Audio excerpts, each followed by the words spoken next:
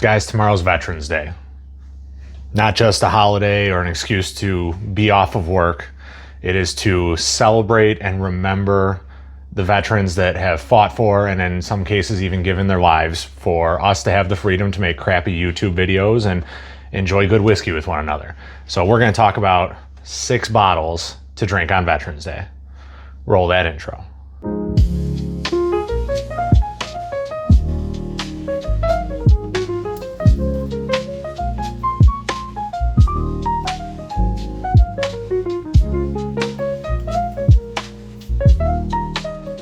Hey guys, welcome back to T-Rod Whiskey, the internet's most okayest whiskey review channel. If you're new here, hopefully your fiance, wife, special lady friend is as truly amazing as mine is. If they're not, well, buck up, Buttercup. Tomorrow's a new day. But if you aren't new here, please make sure to hit that subscribe button. According to the analytics, a lot of you guys are tuning in, but not too many of you are hitting the subscribe button. It's hurtful. Takes like 5 seconds. Just click the button. Also hit that bell notification so you can see every time I drop fresh and mostly interesting content.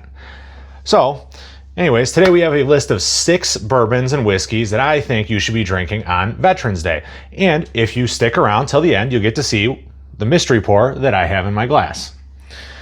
These are in no particular order, kind of in order, but no particular. So we're just gonna go ahead and start with, this is Red Cedar Spirits, the Red, White, and Blue Corn Bourbon. And this was done by the Laws Group, the Lansing Area Whiskey Society. I believe this was a Veterans Day pick from like 3 years ago. This one's very spicy, drinks really hot. I don't get around to drinking this one super often, but Red Cedar Spirits, love going out there. It's in Lansing proper. My fiance went to MSU, so we are out there a couple times a year. I always try to stop into the tasting room and see what kind of cool and unique expressions they have available, but this was a tailgater's pick a few years back, and it had a really cool tater sticker that got me. It's a great cause. This is bottle number 19 out of 192 for anybody who cares, but yeah, this is just red, white, and blue. What else can you say about it, right? Next one. This is the Larkin Bourbon Company Decades Rye. Larkin is a veteran-owned distillery out of Kentucky. And this one specifically is a 10-year-old 100% rye that was... the story on this one is really interesting. So it's a cognac cask finish. These were cognac barrels that were supposed to be getting delivered to some Russian oligarch, and then they were seized by customs or something along those lines, and Larkin ended up with a few of those barrels, and they aged their rye whiskey in it. So it's a little over 10 years old. Greg Keeley is the master distiller there. He's putting out some really, really cool stuff. This one's 122.4 proof. It was batch 1. They were generous enough to send this as a media sample, and I'm very, very grateful to have been able to get a hold of it. A wonderful distillery, wonderful group of people running things over there. If you have the opportunity to purchase Larkin, I suggest you do so.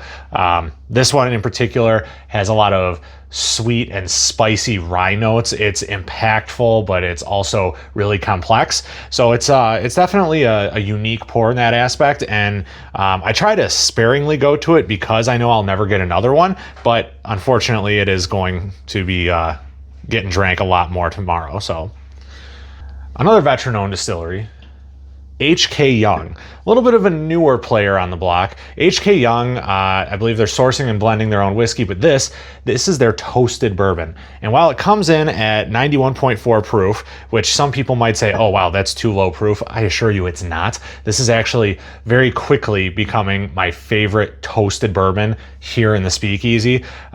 It knocks Elijah Craig's small batch toasted like completely out of the park. I would reach for this bottle 11 out of 10 times if my choices were between those two. Really cool cork topper on this. Great bunch of people over there sent me this bottle for review. I enjoy it immensely. Next time I get down to Kentucky, I fully plan on grabbing a backup. One of the reasons why this bottle is not lower is because I know it's going to be about a 5-hour drive for me to get a hold of another one. So H.K. Young, anything they're putting out is going to be fantastic, but I really enjoy their small batch toasted bourbon. It's a nice, easy, relaxed sipper. You don't have to think too hard about it. It's just the flavors are going to come to you. You're not going to have to work super hard to get those. This is one of the bottles on the list I'm most excited about. But next up is the Hooten Young Rye. So Hooten Young is a veteran-founded distillery or blendery, I guess. They're sourcing their bourbons. But Norm Hooten and Eric Young started this company. Norm Hooten, if you guys have ever seen Black Hawk Down, Eric Bana's character is based on Norm Hooten. So he was in Delta Force for a number of years, and then because that wasn't nearly impressive enough, evidently he got out of the service and got a PhD in pharmaceutical medicine to boot. So this dude is like not only a certified badass, but he's also like probably a clinical genius at some level. Just a super, super cool guy. I did catch his interview on Mash and Journey. I think it was 8 months ago. Really interesting guy. Would love to get to talk with him in person. But anyways, this is their Gothic Serpent Rye. So for those of you who are familiar with the history, Operation Gothic Serpent is kind of this one and the same with the Battle of Mogadishu, the story of Black Hawk Down. This is a limited edition rye. The white labels are going away. 93 proof. This is MGP sourced rye. So it's not theirs. They do source it, but it's really, really good. This is a limited offering, so I would very much encourage you guys to go ahead and grab a bottle of this if you can. If nothing else, it supports a great company run by a couple of amazing Americans, and I would definitely recommend getting a bottle of this on your bar.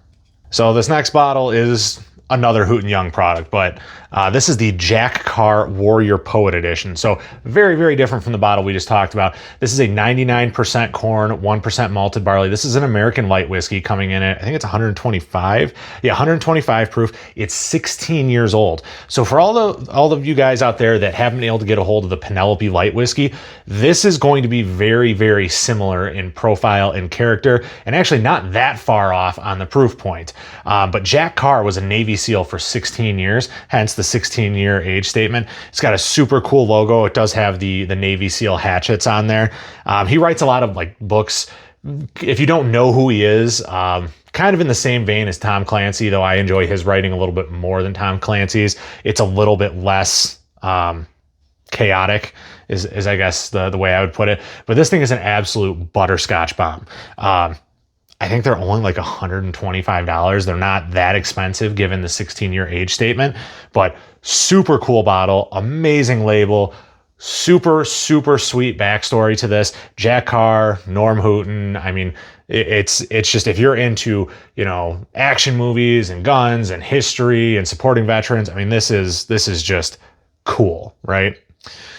Okay, the final bottle on this list, I have not gotten into it yet, so I can't tell you how it tastes, but this is the Flying Ace Spirits. This is their 13-year cask strength edition that they put out in collaboration with Folds of Honor. So a portion of the proceeds from each one of these bottles, and there were not many of them. I think I paid right around $90 for this, but it is 13-year-old cask strength MGP. I mean, I don't know if you guys can tell, but look at how dark that is.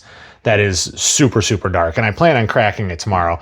But, Folds of Honor, they do a lot taking care of veterans once they're back stateside, helping them with their mental health, kind of becoming a stopgap with what the VA can provide, and just helping to take care of, our soldiers once they're home from war. But, looking forward to getting into that one. Well, guys, that is my list. Hopefully you can get a hold of at least one or maybe even multiple of those 6 bottles. But if you have gotten this far, you do get to see what my mystery pour is. So, Redwood Empire Emerald Giant. This is a nice low proof rye, 90 proof. You can see there's very little left in this thing. It'll probably be getting killed tonight.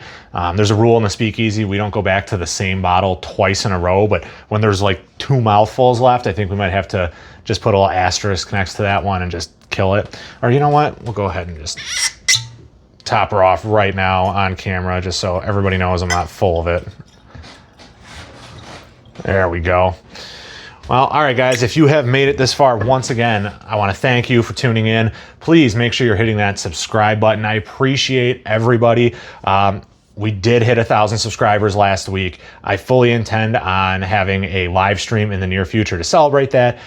The Whiskey Shaman was kind enough to send us another blind box, so we'll have a game going that night.